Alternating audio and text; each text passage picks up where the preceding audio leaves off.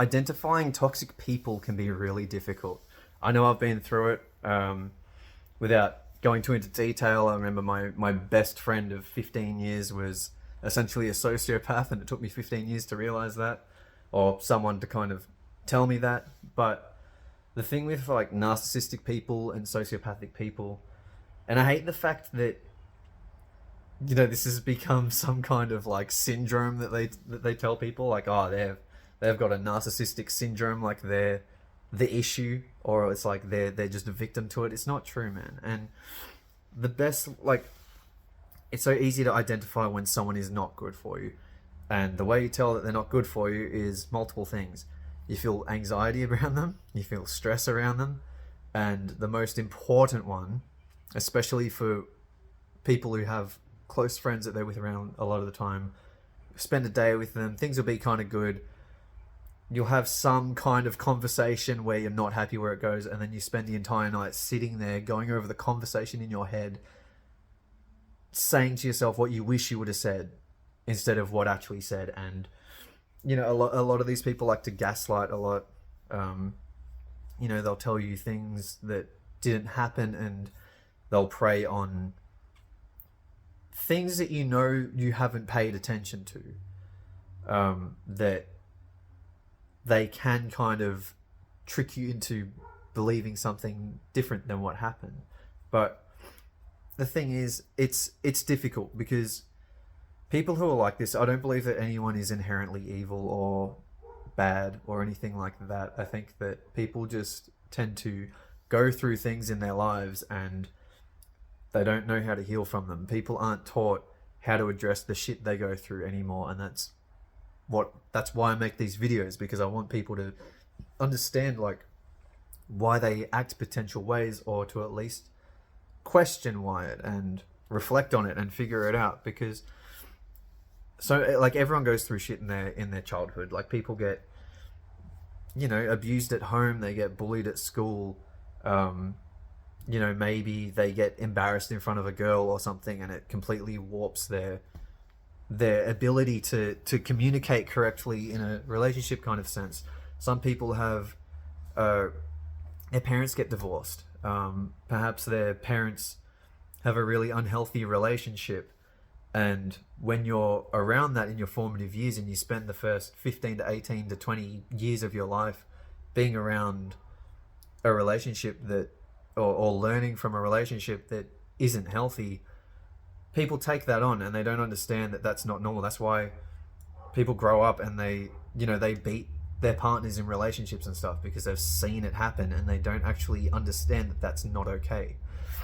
But as I was saying, like, I think that it's sad because people go through some terrible things, and when they're in these relationships, or when they're in friendships and stuff, when people are bad to others, it's basically just a projection of the pain that they feel inside.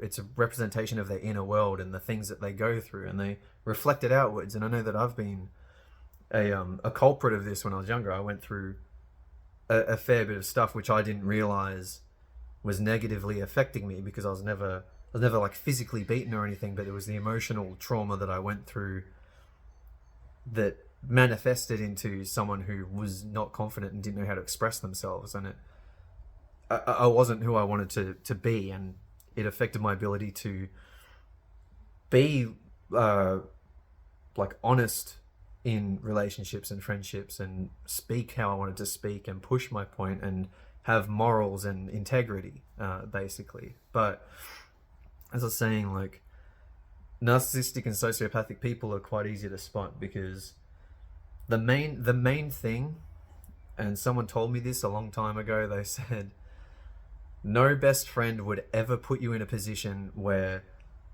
or would ever put your friendship in a position where it could potentially end. Ever.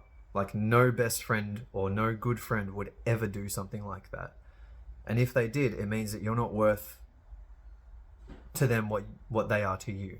And I think that's the most important and like kind of sad thing to go through. And as I said, like, I've been through this, where my closest friend of 15 years, I realized, didn't give a shit about me, really.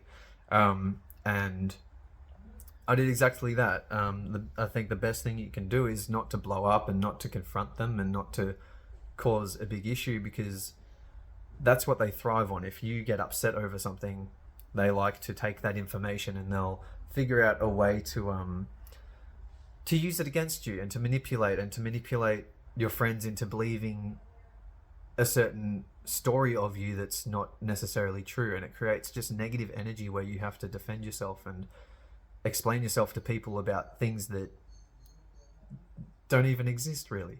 So if you do have one of these friends, really the best thing that you can do is to just really ghost them, in all honesty, and not give them an explanation as to why, because they're obviously not really deserving of an explanation why.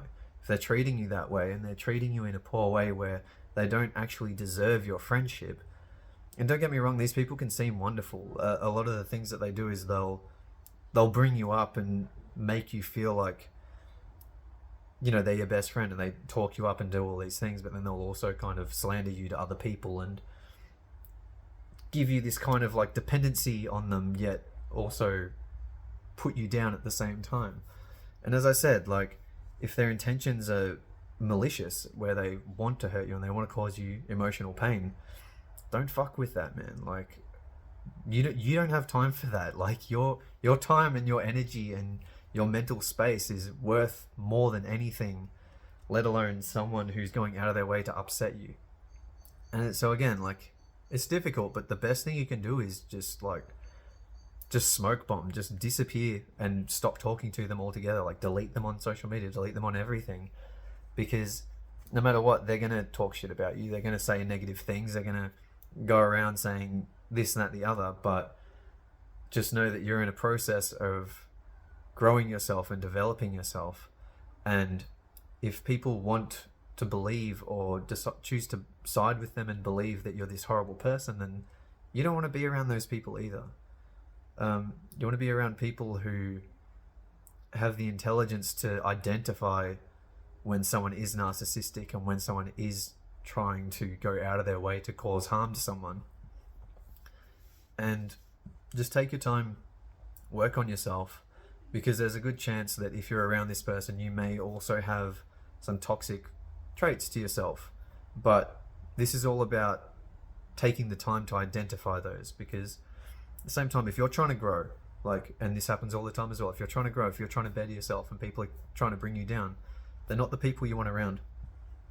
You want to surround yourself with people who are going to be supportive if you fail, who are going to be supportive of you trying to do something new to better yourself. You want to be around people who you can trust with your emotions, and that you can be vulnerable around.